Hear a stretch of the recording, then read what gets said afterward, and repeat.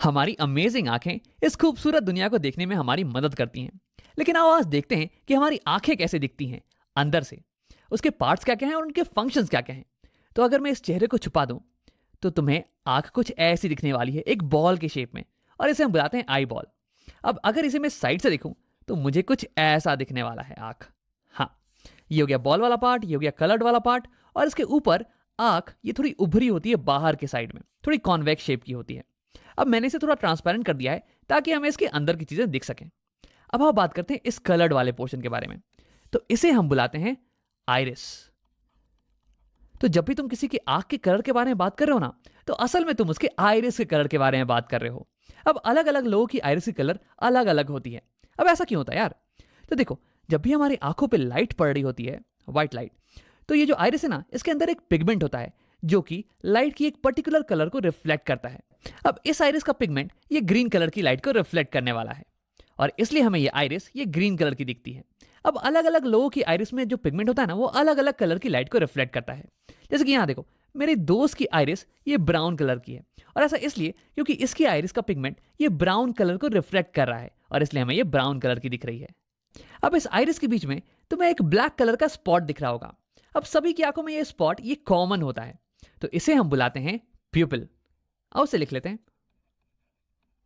और ये एक छेद है, ये एक होल है जिसके थ्रू लाइट एंटर कर सकती है हमारी आंखों के अंदर। देखो, जो भी लाइट रेस आइरिस पे पड़ रही थी ना, वो या तो रिफ्लेक्ट हो जाएंगी या तो अब्जॉर्ब हो जाएंगी। लेकिन जो लाइट रेस इस ब्लैक स्पॉट पे, इस छेद पे पड़ेंगी ना, वो अंदर चली जाएंगी, कुछ ऐसे।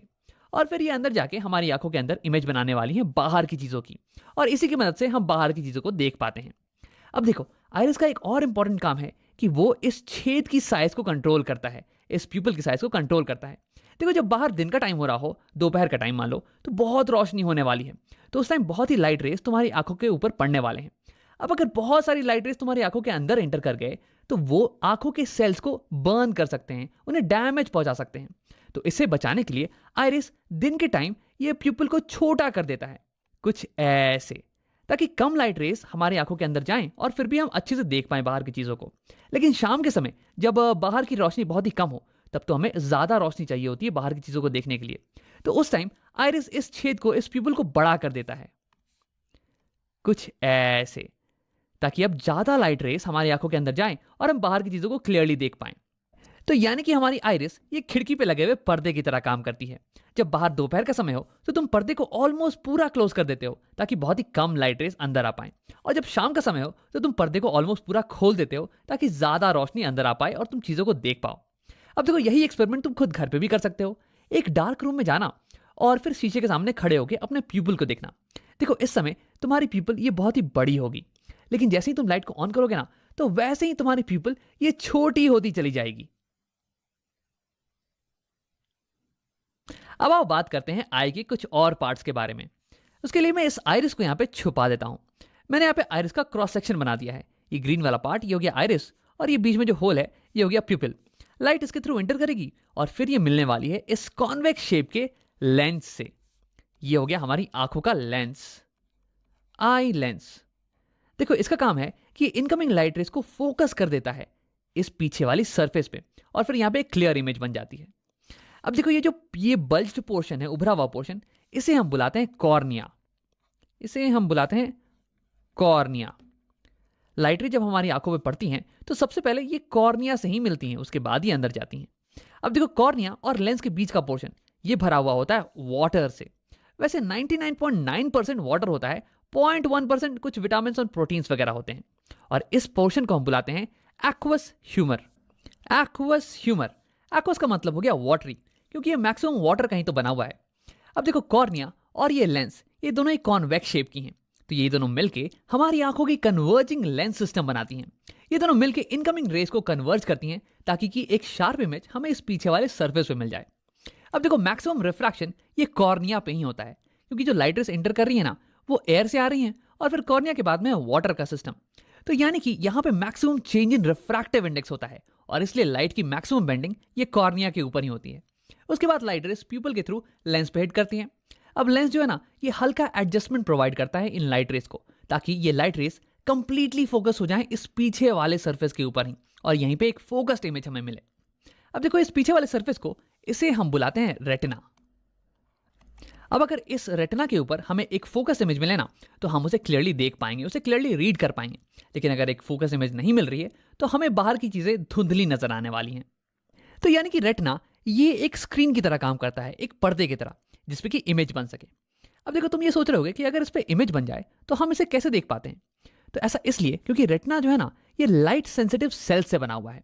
यानी कि उस पे अगर इन सेल्स पे अगर लाइट पड़े तो ये सेल्स एक्टिवेट हो जाते हैं, ये लाइट को फिर इलेक्ट्रिकल सिग्नल्स में कन्वर्ट कर देते हैं। और फिर यहाँ पे क्या होता है, रेटिना पे कुछ नर्व्स होती हैं, ऑप्टिक नर्व्स, जो कि इन सिग्नल्स को, इलेक्ट्रिकल सिग्नल्स को ले जाती हैं हमारे ब्रेन के पास। और हमारा ब्रेन ये कंस्ट्रक्ट कर लेता है कि ये इमेज कैसी होने वाली है, और फिर हमें बताता है कि बाहर की दुनिया कैसी दिख रही है। तो इन नर्व्स को हम बुलाते हैं ऑप्टिक नर्व्स। आओ लिख लेते हैं यहाँ पे। अब देखो, रेटिना और लेंस के बीच का जो पोर्शन है ये भरा हुआ होता है एक जेली लाइक मटेरियल से। इसे हम बुलाते हैं विट्रस ह्यूमर। विट्रस का मतलब हो गया ग्लासी। अब ये ग्लास की तरह कठोर तो नहीं, बल्कि ग्लास की तरह ट्रांसपेरेंट जरूर है, ताकि लाइट इससे पास कर सके। अब देखो, इसका फंक्शन ये होता है कि ये हमारी आई बॉल को सपोर्ट प्रोवाइड करे। अब अगर विट्रस ह्यूमर नहीं होता तो आई बॉल ये स्फेरिकल तो नहीं रह पाती, ये तो पिचक जाती ना।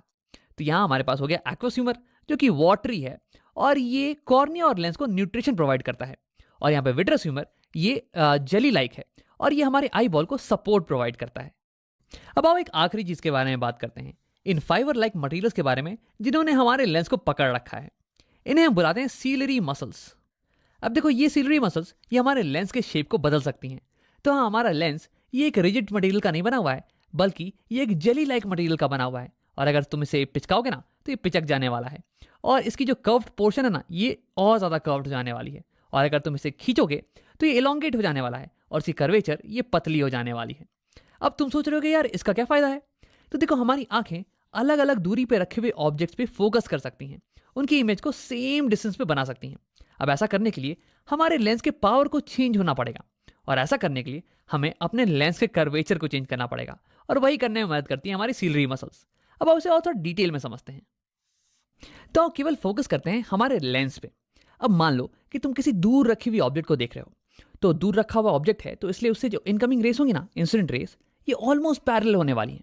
और क्योंकि तुम इसे क्लियरली देख पा रहे हो, इसका मतलब कि उसकी एक क्लियर इमेज, उसकी एक फोकस्ड इमेज ये लेंस बना दे रहा होगा यहाँ रेटिना के ऊपर। तो यानी कि ये लेंस इनकमिंग पैरेलल रेस को फोकस कर दे रहा है रेटिना के ऊपर, कुछ ऐसे। देखो, ये होगी रे डायग्राम, पैरेलल रेस आ रही हैं और ये लेंस उसे फोकस कर दे रहा है रेटिना के ऊपर। अब देखो, इस केस में लेंस इनकमिंग रेस को बहुत ही हल्का रिफ्रैक्ट कर रहा है, बहुत ही हल्का बेंड कर रहा है, कुछ 10 डिग्री का एंगल मान लो। यानी कि इस केस में required power of the lens ये थोड़ी कम होने वाली है। लेकिन अब अगर ऑब्जेक्ट ये तुम्हारी आंखों के पास आ जाए, कहीं यहाँ पे, तो देखो इस केस में जो रेस आ रही होंगी ना तुम्हारी आंखों पे, ये तो डाइवर्जेंट रेस होने वाली हैं यार, ये तो पैरेलल नहीं होने वाली हैं। लेकिन देखो, अगर अभी भी तुम पास रखी हुई ऑब्जेक्ट को क्लियरली देख पा रहे हो, इसका मतलब इस ऑब्जेक्ट की भी इमेज बिल्कुल यहीं पे बन रही होगी। तो यानी कि रिफ्रैक्टेड रेस ये तो बिल्कुल ऐसे ही दिखने वाली हैं। लेकिन इस बार लेंस को रेस को, इनकमिंग रेस को ज्यादा बेंड करना पड़ेगा, ज्यादा मोड़ना पड़ेगा, ताकि वो यहाँ रेटिना पे फोकस्ड हो पाए।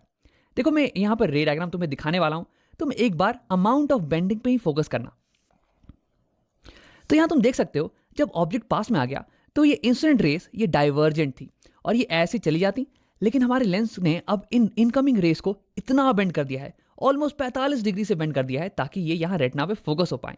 तो यानी कि जब ऑब्जेक्ट पास में होता है तो लेंस को ज्यादा बेंड करने की जरूरत पड़ती है, यानी कि ज्यादा पावर रिक्वायर्ड है लेंस की।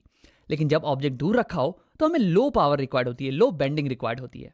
तो देखो कैसे अलग अलग दूरी पर रखे हुए ऑब्जेक्ट्स पे फोकस करने के लिए हमें अलग अलग पावर की लेंस की रिक्वायरमेंट होती है। अब देखो यार, हमारी आंखों में लेंस तो एक ही है, हम लेंस को तो बदल नहीं सकते हैं। तो हम क्या करते हैं कि लेंस के कर्वेचर को बदल देते हैं, इसे पतला और मोटा करते हैं डिपेंडिंग ऑन किस चीज पे हम फोकस कर रहे हैं। अगर हम किसी दूर की चीज पे फोकस कर रहे होते हैं तो हमें एक कम पावर की लेंस चाहिए होती है, जो कि लाइट रेस को कम बेंड करे। तो उस केस में हमारी सिलरी मसल्स ये रिलैक्स हो जाती हैं, ये हमारे लेंस को इलोंगेट कर देती हैं, ताकि इसकी कर्वेचर ये कम हो जाए और ये लाइट रेस को कम बेंड करे, इसकी पावर कम हो जाए। लेकिन जब हम पास की चीजों पे फोकस कर रहे होते हैं तो उस केस में हमें एक हाई पावर की लेंस की जरूरत होती है, ताकि हम इन डाइवर्जेंट रेस को ज्यादा बेंड कर पाएं। तो उस केस में हमारी सिलरी मसल्स ये लेंस को पिचका देती है, ताकि इसका कर्वेचर ये बड़ा हो जाए और उसके बाद ये ज्यादा बेंड करने लगे, इसकी पावर बढ़ जाए। तो ऐसे ही सिलरी मसल हमारे आई लेंस के शेप को चेंज कर सकती है, इसके पावर को चेंज कर सकती है। तो सिलरी मसल के इसी पावर को हम बोलते हैं पावर ऑफ एकोमोडेशन। अब देखो, आगे कुछ वीडियोस में हम इसके बारे में डिटेल में बात करने वाले हैं। तो अगर ये तुम्हें समझ में नहीं भी आया हो ना, तो घबराने की कोई बात नहीं है। आओ वीडियो को यहीं पे खत्म करते हैं और इसे समराइज कर लेते हैं।